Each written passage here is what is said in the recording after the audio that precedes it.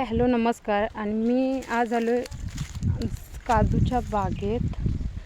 आणि 1000 रुपये असलेली काजू खरंच शेतकऱ्याला त्याचे 1000 रुपये किलो मिळते का, यासाठी हा व्हिडिओ आहे. आणि ही सगळी काजू आता मला साफ करावी लागते. ही अशी ग्रास वगैरे कट करून झाडू मारून आणि 1.5 महिना ते पावणे 2 महिने ही वेचावी लागते दररोज.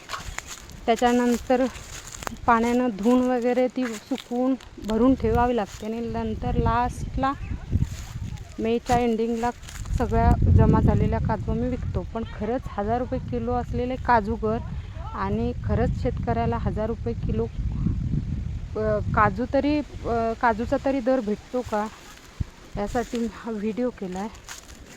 आणि तुम्हाला दाखवतो आता. तळ कोकणापेक्षा घाटी कोकणात काजू लेट लागतो. आणि ह्या वर्षी थोडासा लेटच आहे. म्हणजे आत्ता थोडे छोटे छोटे काजू धरतात, पण अजून काय धरले नाहीत. सगळ्या छोट्या एकाला धरतात, एकाला नाही. ह्या झाडाला नाही येत तरी. आणि हे सगळं आता असं क्लीन करावं लागतं ग्रास कटरनं. त्याच्यानंतर 1.5-2 महिने काजू जमा करावी लागते. सगळे म्हणत असतील की काजू बागायतदार म्हटल्यावर 1000 रुपये किलोनं म्हणजे पैसाच पैसा, पण असं नाही आहे. 100च्या बाहेर दर गेलेली मी तरी एकदाच बघितले, ते 150पर्यंत गेलेली.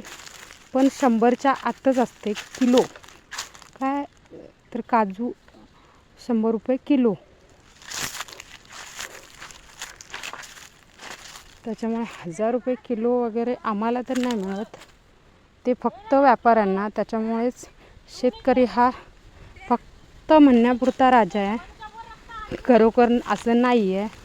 कारण फॅक्टरीपेक्षा काजू बागायतदाराला खूप त्रास असतो आणि मेहनत असते.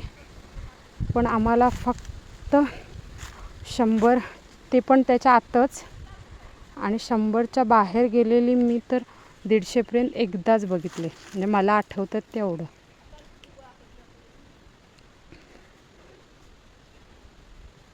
काजू आहे आणि मेहनत पण भरपूर आहे.